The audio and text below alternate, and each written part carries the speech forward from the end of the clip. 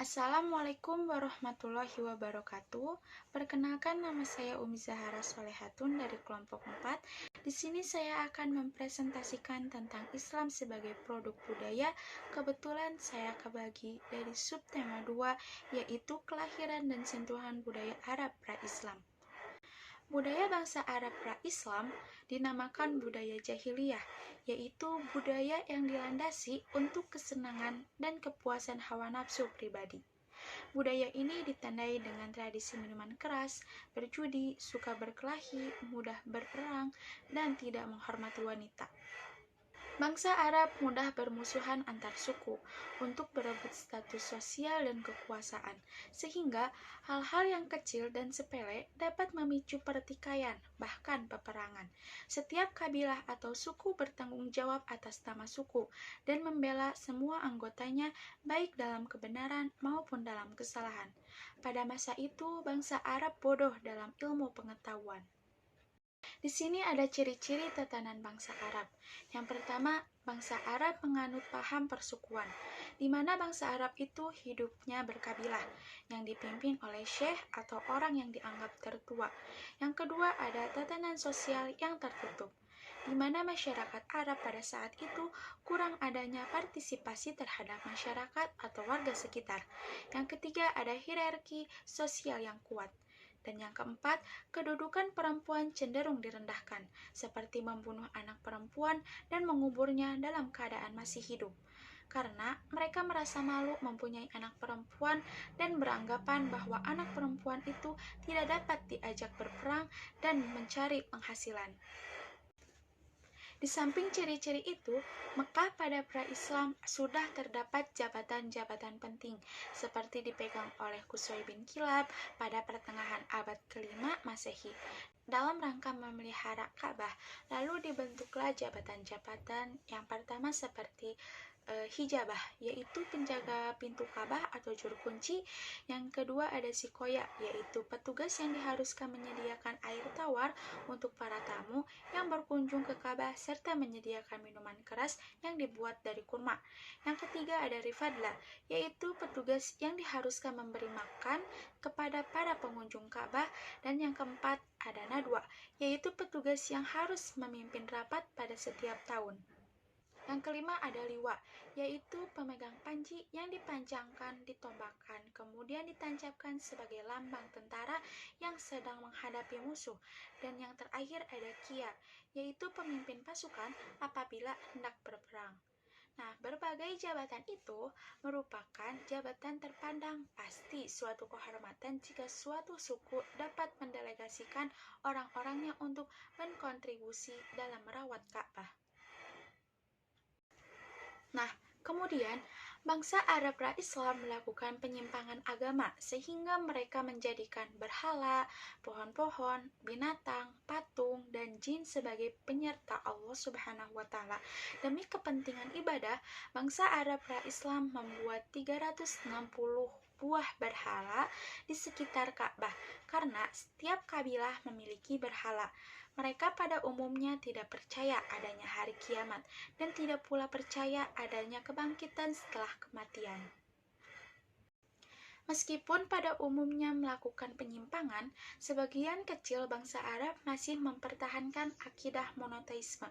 Akidah monoteisme adalah kepercayaan bahwa Tuhan hanya satu dan berkuasa penuh atas segala sesuatu.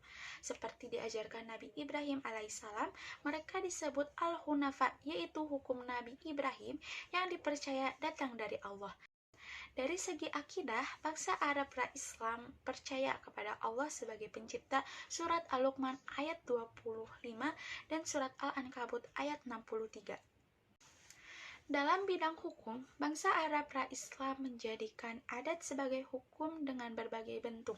Dalam perkawinan, mereka mengenal beberapa macam perkawinan. Yang pertama ada aistibla, yang kedua ada poliandri, yang ketiga ada maktu, yang keempat ada badal, dan yang terakhir ada sigor. Nah, dilihat dari sumber yang digunakan, hukum adat pra-Islam bersumber pada adat istiadat. Dalam bidang muamalat, Di antara kebiasaan mereka adalah diperbolehkannya transaksi mubadalah atau barter, jual beli, terus kerjasama pertanian atau yang disebut mujaroah, dan riba. Di antara ketentuan hukum keluarga Arab pra-Islam adalah diperbolehkannya berpoligami dengan perempuan dengan jumlah tanpa batas, serta anak kecil dan perempuan tidak dapat menerima harta pusaka atau harta peninggalan.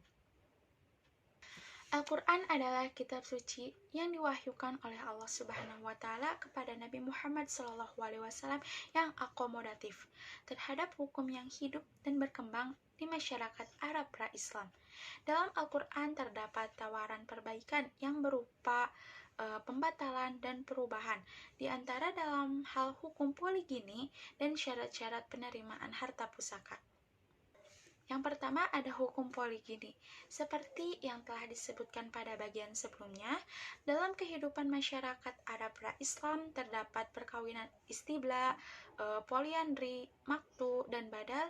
Nah, oleh karena itu dilakukan dari fase sejarah. Perkawinan bangsa Arab pra-Islam berada pada fase perkawinan barbar.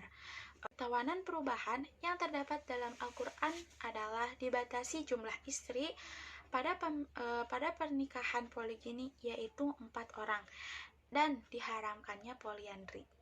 Yang kedua ada syarat-syarat penerimaan harta pusaka. Pembagian harta pusaka telah dilakukan bangsa Arab pra-Islam.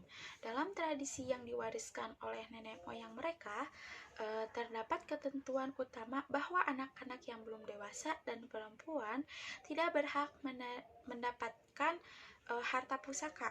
Sebab-sebab dan syarat-syarat mempusakai pada zaman Arab Jahiliyah adalah yang pertama ada pertalian kerabat atau korobah, yang kedua ada janji setia yaitu muhalafah, dan yang ketiga ada adopsi yaitu tabani.